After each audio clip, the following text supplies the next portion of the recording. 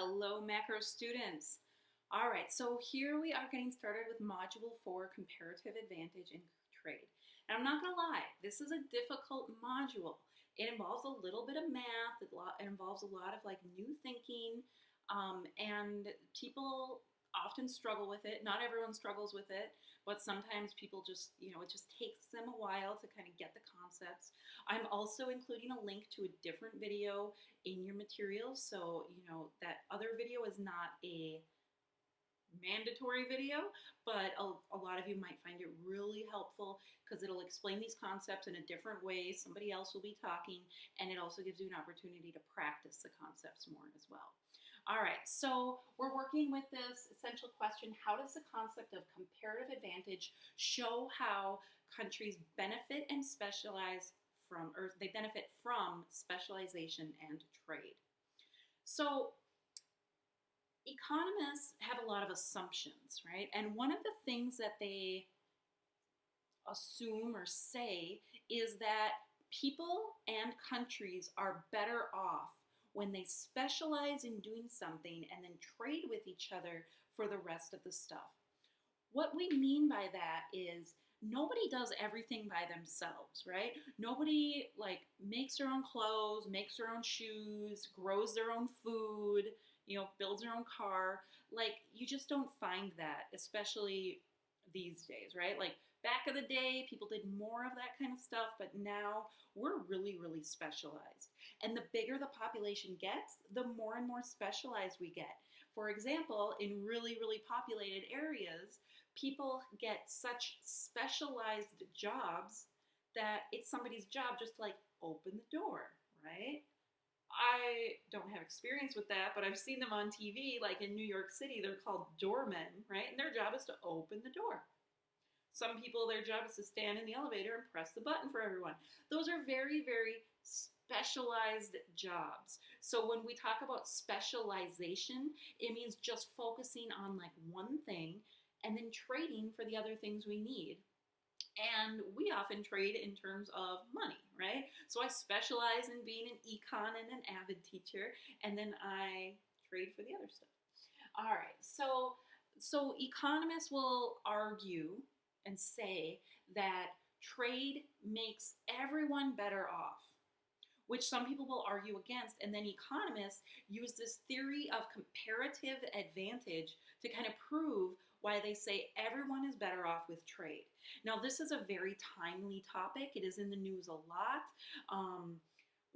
Some people, politicians, are no free trade. America needs to make all of our, there's my phone, sorry. Turn that off. America needs to make all of our stuff ourselves. And then other politicians will be no, free trade is good. So anyway, economists generally like trade between countries, and this is why. All right, so we already talked about this part. People do not produce everything themselves. They specialize in trade. And why? Because they are better off with trade. They say they can have more with trading than without trading. So, and they call that gains from trade. Gains from trade. That's the term your textbook uses. So when they trade with each other, they can, maybe they were here and now they can have more. Now, speaking of me doing this with my hands, economists don't think that countries trading with each other makes the countries equal. That's not what happens. So let's say, country A is here in terms of the amount of stuff they have, the quality of life, and country B is here, right? So one is better than the other. Better in terms of stuff that they have. Okay, now trade, they're not going to say that trade brings one up to the other or that trade makes them equal. They say that trade brings them both up. They say that, and trade might bring one up a lot and the other just up a little. But economists will say even if one benefits a lot and one just benefits a little, well, they're both benefiting. So, but that's where the politics really get into play. They're benefiting more than we're benefiting, then they get mad. But if they're both benefiting, economists tend to like that. Okay, so we have these two terms that mean different things: absolute advantage and comparative advantage. An absolute advantage is the person or country that can produce something better, more efficiently than another person or country can. So that's basically just saying whoever can do it better, that's the absolute advantage. Comparative, time out, those of you who are really good note takers, you're writing that in the margin, right? Whoever can do it better, or you're highlighting on there. Okay. Comparative advantage, that's the person or country that can produce something at a lower opportunity cost than the other person or country can. Meaning that if they specialize in X, how much Y are they giving up? You know, if they specialize in one thing, how much of the other thing are they giving up? Now, I have a story about me, my favorite topic, to share that kind of highlight this idea. All right, so I'm a teacher, I teach, right? And when we're not in this distance learning environment, when we're in the classroom, I tend to have several TAs and they come and help me. All right, so I've been teaching for a long time. I entered the halls of Humboldt as a student teacher in 2004. So y'all can do that math. It's been a while. And I'm gonna flex a little bit or brag, you know, and I'm gonna tell you that I can grade multiple choice assessments like that. I am good at it. No one can do it faster than this lady. Do I grade my own multiple choice assessments, or do I have my TAs do it? Now, TAs are lovely people, but they're not as old and experienced as this lady, and they can't do it as fast as I can. They just can't. They try, but they can't do it. I'm better at it. I'm just going to go ahead and put that out there, and I'm going to say it. I'm better at it, okay? But I have my TAs do it anyway. Why? Why, right? And everyone's like, well, duh, because you're like teaching and stuff, so you have your TAs do it. It's fine. They can do it. Well, yeah. So as a teacher, if I spend the time to sit down and grade those multiple choice assessments, what does it cost me? Because remember, everything we decide to do has a cost. So it might cost me the opportunity to create a lesson for the next day. For my TA, it might cost them the opportunity to stare at their phones for 20 minutes, right? So we say that my opportunity cost is higher than the TA's opportunity cost. They're not giving up as much as I am to grade those papers. Now, I'm not a total jerk, guys. If a TA tells me that they're really busy and they have something to do, that's cool. I let them do that. I don't make them grade the stuff, right? But you guys get the idea, right? Same thing with like a doctor and, or I guess a lawyer and the lawyer's secretary, right? Like maybe the lawyer is just like a kick butt typer and they can like type 100 words a minute, and the secretary can only type like 60 words a minute, but the secretary will still do the typing, right? The lawyer might have the absolute advantage in typing, but the secretary has the comparative advantage because he or she can do it at a lower opportunity cost. You know, the lawyer, if they spend that time typing, they can miss out on an opportunity to make $500 an hour, truth, $500 an hour doing some lawyering stuff, whereas the secretary, like, that's his or her job is to type, and that's what they're supposed to be doing anyway, and so they're not giving up much in order to do that. All right. So those are the definitions and some explanation of absolute and comparative advantage. And now we're going to go to page 2, and we're going to talk more about that, and then we're going to get into some math about it. Oh, who's excited? Some of you are. Some people like math. I don't mind math. All right, so here is our page 2, and it says that every person or country has a comparative advantage in something. Everybody has a comparative advantage in something. That's good news. That means like everybody, every country has something to do, something that they can specialize and trade in.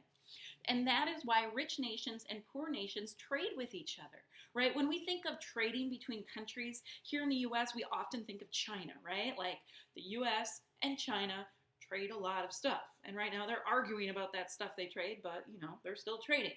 And so, well, the U.S., like the average person in the United States has way, way, way more income and more resources and more everything than the average person in China. So, like, if people in the U.S. are, like, so much, quote, better off than people in China, like, why trade? Well, because of comparative advantage. All right, here's a statement. The US doesn't produce very many clothes anymore. We just don't, right? It's hard to find a United States clothing factory. I checked. So my pants were made in Bangladesh. I've had clothes made in Madagascar, a lot from China, you know. So they're just not made. But why? Why? Well, the short answer is that our opportunity cost is higher.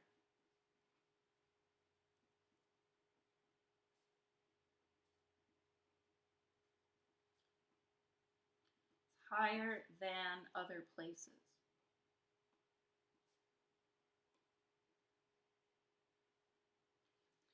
So other places can do it at a lower opportunity cost. So why aren't businesses in the United States making clothes? Because businesses in the United States instead are going to be making airplanes or having these huge financial and banking industries that are like ruling the world. So our opportunity cost is higher than these other countries. So they're going to do it instead. All right. So why do nations trade? Because it causes both of them to become better off. Now, some people will argue with that statement, and that is fine, but this is the economic theory of comparative advantage that we're learning here. There's a lot more to learn as well, but this is what we're learning here in Introduction to Macroeconomics. All right, so let's go to page 3. Page 2 is pretty short. Page 3 is a little bit scarier, but not too scary. Y'all can do it. I don't want to scare you guys. You're totally capable of understanding this. It's just going to take a little bit of time. It is not impossible. Every single one of you watching this video can understand this. Okay. All right. So how do we show that specialization in trade benefits both people or countries? So we're using this example of the US and Brazil, and this is the example that was in your textbook, and it's kind of silly. They're talking about like jet airplanes, all right? So the US, they can produce 40 small jets or 30 large jets. And Brazil can either produce 30 small jets or 10 large jets, okay, like airplanes.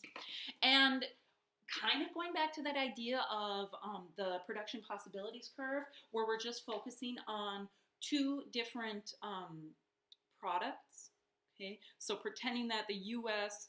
will only focus on making small or large jets, we're ignoring the rest of the stuff, and then Brazil can focus on making small or large jets. And what this means is that, this word "or" is in a box here because it's saying that if the U.S. takes all of their resources and puts them on small jets, they can make 40. If they take all of their resources and puts them on large jets, they can make 30. And then all of those combinations in between. So here I wrote one small jet equals 3/4 of a large jet. How did we get there? How did I get from these numbers down to these numbers? Well, what we have to do is we have to figure out the opportunity costs. So we're going to write that on the right-hand side. What are the opportunity costs?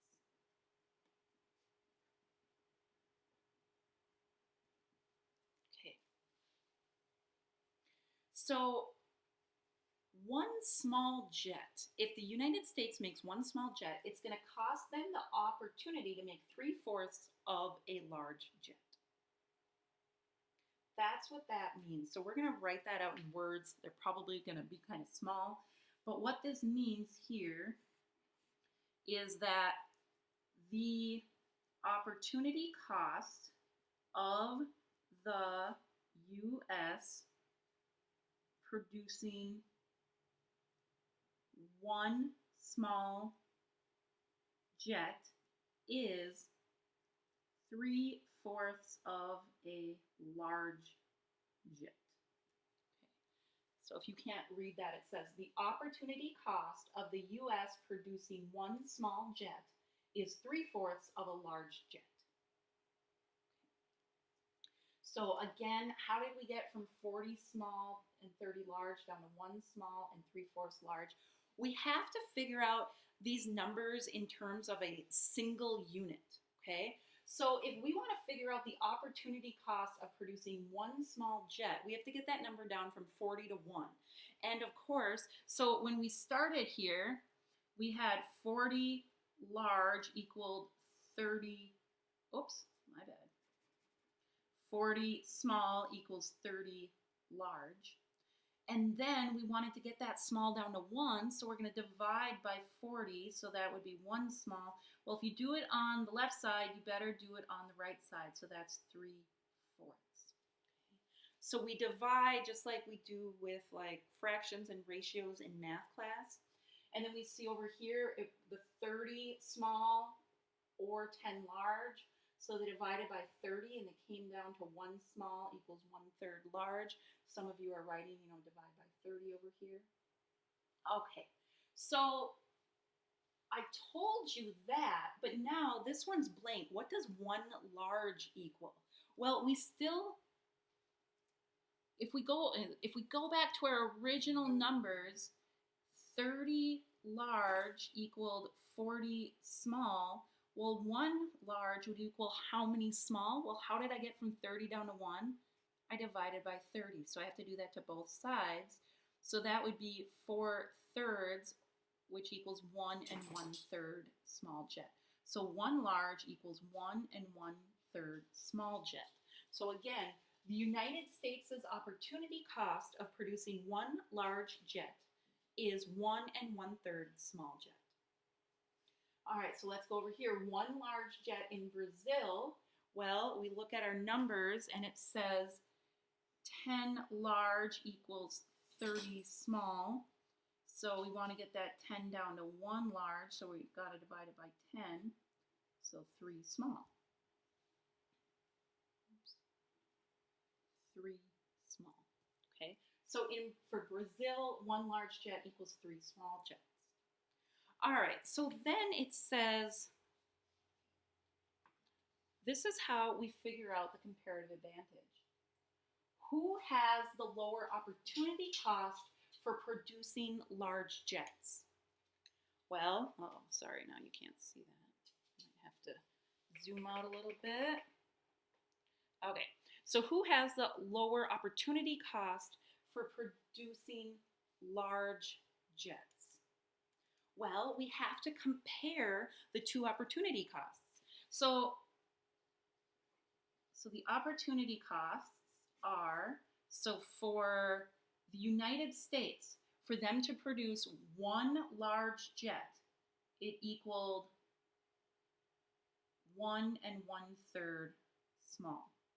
So the opportunity cost for the United States to produce 1 large jet equals 1 1/3 small jet. So that 1 1/3, that is the number we're going to be looking at to compare. And then for Brazil, we have 1 large equals 3 small. So the opportunity cost in Brazil for producing 1 large jet equals 3 small jets. And then you just compare the two opportunity costs. Who has the lower opportunity cost for producing large jets? Well, the U.S. is 1 1/3, Brazil is 3. What number is lower? 1 1/3. Therefore, the United States. So there's your answer, United States. The United States. That's your answer. All right, well, who has the lower opportunity cost for producing small jets? Well, for the U.S., 1 small jet was equal to 3/4 of a large, and for Brazil, 1 small jet is equal to 1/3 of a large. And I'm just getting those numbers from, what we already did up there. And so who is the lower opportunity cost? Well, we're comparing 3/4 to 1/3. Well, which one is smaller? Brazil's. So the answer to that is Brazil. So the definition of comparative advantage, it says, this is on page 1 of your notes, the person or country that can produce something at a lower opportunity cost than the other person or country. So who should produce large jets and who should produce small jets? Whoever has the lower opportunity cost. So here, who has the lower opportunity cost for producing large jets? The United States. So the US should produce large jets and Brazil should produce small jets. Okay, kind of weird, I know. We're gonna just let it soak in. Might have to re-watch it, might have to watch that other video. You're gonna read the book. All right, you're gonna come to the Google Meet session. Okay, now this video is getting pretty long, so I'm gonna stop it and then we're gonna do it in 2 videos. So I'll do a pages 4 through 6 video next.